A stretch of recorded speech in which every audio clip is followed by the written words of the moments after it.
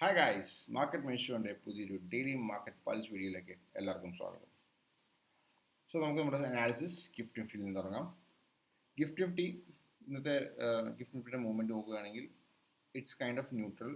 Almost ഇന്നലെ close ചെയ്ത് എവിടെയാണോ അവിടെ ഓപ്പൺ ചെയ്തിട്ട് ഓൾമോസ്റ്റ് ആ ലെവലിൽ തന്നെ ഓവർ ഓർഡറും ചെയ്യുകയാണ് ഗിഫ്റ്റ് നിഫ്റ്റി. ഈ ലെവൽ ബ്രേക്ക് ചെയ്യുമോ ഇല്ലയോ എന്ന് നമുക്ക് കാണേണ്ടി വരും. മേ ബി വേണമെങ്കിൽ ഇങ്ങനെ ഒരു ട്രെൻഡ് ലൈനൊക്കെ നമുക്ക് വരച്ചിട്ട് നോക്കാം. Sorry for this. പക്ഷേ ഈ ഒരു ലെവലിൽ മൊമെൻറ്റം അത്ര പോസിറ്റീവ് അല്ലാത്ത പോലെയാണ് എനിക്ക് തോന്നുന്നത്. ഇവിടുന്ന് ഒരു പുൾ ബാക്ക് തരുമോ ഇല്ലയോ എന്ന രീതിയിൽ നിൽക്കുന്ന പോലെയാണ് എനിക്ക് തോന്നുന്നത്. പിന്നെ ഈ ഒരു ഹൈൻ്റെ ഒരു റെസിസ്റ്റൻസ് കൂടെ ഇവിടെ കാണുന്നുണ്ട്. So this is about gift Nifty. പക്ഷേ ഒബ്വിയസ്ലി ഇന്നത്തെ ഓപ്പണിംഗ് നിഫ്റ്റിയുടെ ഒരു പോസിറ്റീവ് ടു ന്യൂട്രൽ ആയിരിക്കും എന്ന് തന്നെ നമുക്ക് വിശ്വസിക്കാം ഗിഫ്റ്റ് നിഫ്റ്റിയുടെ ഓപ്പണിംഗ് കണ്ടതിന് ശേഷം. പിന്നെ നിഫ്റ്റിയുടെ ഇന്നലത്തെ ക്ലോസിംഗ് നോക്കുകയാണെങ്കിൽ ഡെഫിനറ്റ്ലി ഒരു പോസിറ്റീവ് സൈൻ തന്നെയാണ്. ചെറിയ ഒരു ഗ്യാപ്പ് അപ്പിൽ ഓപ്പൺ ചെയ്തു, അതിനുശേഷം ചെറിയൊരു മൂവ് ടു ദ അപ്സൈഡ് തന്നു. 0.57% മൂവ് അപ്സൈഡ് തന്നിട്ട് നിഫ്റ്റി ക്ലോസ് ചെയ്തിരിക്കുകയാണ്. പിന്നെ ഗിഫ്റ്റ് നിഫ്റ്റിയിലെ പോലെ തന്നെ ഈ ഒരു ലെവലിലൊരു റെസിസ്റ്റൻസ് ലെവലും ഉണ്ട്. ഈ ഒരു ട്രെൻഡ് ലൈൻ ബ്രേക്ക് ചെയ്തിട്ടുണ്ട് നിഫ്റ്റി. അതുപോലെ തന്നെ ഒരു ബ്രേക്ക് അവേ ഗ്യാപ്പ് തന്നിട്ടുണ്ട്. ഈ ബ്രേക്ക് അവേ ഗ്യാപ്പിലേക്ക് തിരിച്ചു വരാതെ, അല്ലെങ്കിൽ വന്നാൽ കൂടി ഈ ബ്രേക്ക് അവേ ഗ്യാപ്പ് ഫില്ല് ചെയ്യാതെ നിഫ്റ്റി മുകളിലേക്ക് സസ്റ്റെയിൻ ചെയ്യുകയാണെങ്കിൽ ഡെഫിനറ്റ്ലി നിഫ്റ്റി നല്ലൊരു മൊമെൻറ്റം ടു ദ അപ്സൈഡ് ഉണ്ടാവാനുള്ള പ്രോബബിലിറ്റി വളരെയധികം ഹൈ ആണ്. പിന്നെ സ്മോൾ ക്യാപ്പ് ഇൻഡെക്സ് എടുത്ത് നോക്കുകയാണെങ്കിൽ വളരെ സ്ട്രോങ് ആണ്. നിഫ്റ്റിയെ പോലെ ഈ ഒരു ലെവലിലുള്ള റെസിസ്റ്റൻസ് ലെവലൊക്കെ ബേസിക്കലി സ്മോൾ ക്യാപ്പ് ഇൻഡെക്സിനെ സംബന്ധിച്ചുള്ള അതൊക്കെ ഓൾറെഡി ബ്രേക്ക് ചെയ്ത് അതിൻ്റെ മുകളിൽ സസ്റ്റെയിൻ ചെയ്യുകയാണ്. ഈ ഒരു സ്ട്രോങ് മൂവിന് ശേഷം 1-2 ദിവസത്തെ ഒരു കൺസോൾട്ടേഷൻ കിട്ടുകയാണെങ്കിൽ ഡെഫിനറ്റ്ലി വീണ്ടും സ്റ്റോക്ക് അല്ലെങ്കിൽ ഒരുപാട് സ്റ്റോക്സിൽ നല്ല ബ്രേക്ക്ഔട്ട്സും നല്ല കൺസോൾട്ടേഷൻ ഉള്ള ബ്രേക്ക്ഔട്ട്സ് നമുക്ക് കിട്ടുന്നതായിരിക്കും സ്മോൾ ക്യാപ്പ് ഇൻഡെക്സിൽ. ഇങ്ങനത്തെ ഒരു സിനാരിയോ നടക്കുകയാണെങ്കിൽ സ്ട്രോങ് സിനാരിയോ നടക്കുമെന്ന് നമുക്ക് പ്രതീക്ഷിക്കാം. കാരണം എന്താണെന്ന് വെച്ചാൽ ഓൾറെഡി വലിയ വലിയ ഗ്യാപ്പ് അപ്സ് ആയിരുന്നു സ്മോൾ ക്യാപ്പ് ഇൻഡെക്സിൽ വന്നിട്ടുണ്ടായിരുന്നത്. അതുപോലെ തന്നെ അതുകൊണ്ട് തന്നെ സ്റ്റോക്സിനും ഒരുപാട് ഗ്യാപ്പ് അപ്സ് വന്നിട്ടുണ്ട്. നമുക്ക് നമ്മുടെ എൻട്രി ക്രൈറ്റീരിയ മീറ്റ് ചെയ്ത് കുറേ സ്റ്റോക്സുകൾ മുകളിലേക്ക് പോയിട്ടുണ്ടാകും. കാരണം വലിയ വലിയ ഗ്യാപ്പ് അപ്പം കാര്യങ്ങളൊക്കെ തന്നിട്ട് സ്റ്റോക്സ് മുകളിലേക്ക് പോകുന്നു വെച്ചാൽ നമുക്ക് എൻട്രി ചെയ്യാൻ പറ്റുന്നില്ല എന്നുള്ള അവസ്ഥയിലായിരുന്നു. 1-2 സ്റ്റോക്സ് ഞാൻ എൻ്റെ പേഴ്സണൽ ഒരു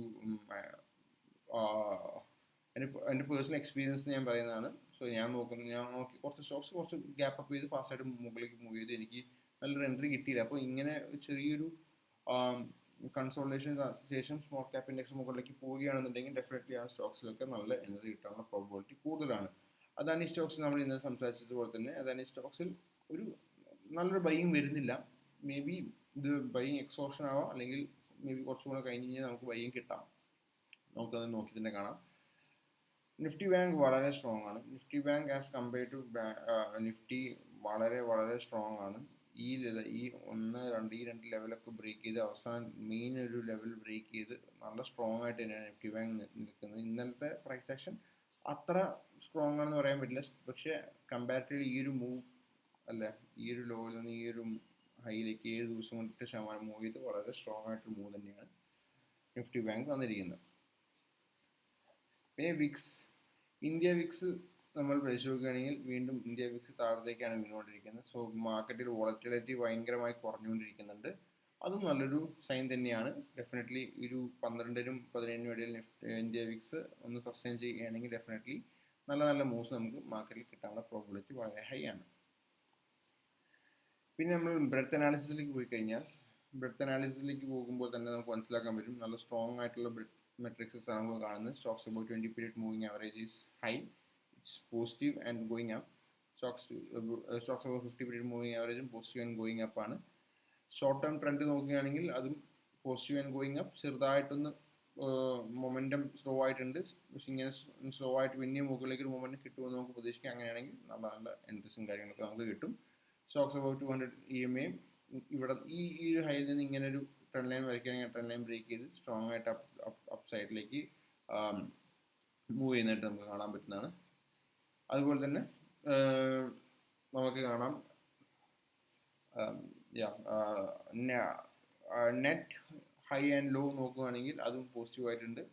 ഇടയ്ക്കൊന്ന് നെഗറ്റീവ് ആയിരുന്നു, അതും പോസിറ്റീവായിട്ട് മുകളിലേക്ക് ട്രെൻഡ് ചെയ്യുന്നുണ്ട്. മാർക്കറ്റ് ബ്രെത്ത് മെട്രിക്സസ് നോക്കുകയാണെങ്കിൽ അത്ര മോശമല്ലാത്ത രീതിയിൽ തന്നെ മാർക്കറ്റ് മെട്രിക്സസും വർക്ക് ചെയ്യുന്നുണ്ട്. സോ ഓവറോൾ നമുക്കൊരു ബുള്ളിഷ് ക്യൂ ആണ് മാർക്കറ്റിൽ നിന്ന് കിട്ടുന്നത്. അതുപോലെ തന്നെ വീണ്ടും സ്മോൾ ക്യാപ്പ് ഇൻഡെക്സ് ഞാൻ നേരത്തെ പറഞ്ഞ പോലെ ചെറിയ 1-2-3 ദിവസം സൈഡ് വേസ് കൺസോളിഡേഷന് ശേഷം വീണ്ടും മുകളിലേക്ക് പോവുകയാണെങ്കിൽ ഡെഫിനറ്റ്ലി നല്ല നല്ല ബൈങ് ഓപ്പർച്യൂണിറ്റീസ് ആൻഡ് എൻട്രീസ് നമുക്ക് കിട്ടുന്നതായിരിക്കും. സോ നമ്മൾ ഇപ്പോഴും മാർക്കറ്റിനെ വാച്ച് ചെയ്തുകൊണ്ടിരിക്കുക. എപ്പോഴാണ് നമ്മുടെ ഓപ്പർച്യൂണിറ്റി പ്രസന്റ് ചെയ്യുന്ന മാർക്കറ്റ് എന്ന് പറയാൻ പറ്റില്ല. ഓൾറെഡി നല്ലൊരു ബുള്ളിഷ് കണ്ടീഷൻ മാർക്കറ്റ് വന്നിട്ടുണ്ട്. ഇനി നമുക്ക് ഗുഡ് എൻട്രീസ് ആണ് കിട്ടേണ്ടത്. അത് കിട്ടുമെന്ന് പ്രതീക്ഷിക്കാം. സോ ഇന്നത്തെ വീഡിയോ ഇത്രയേ ഉള്ളൂ. വീഡിയോ കണ്ടതിൽ എല്ലാവർക്കും നന്ദി. Thank you. Have A great day.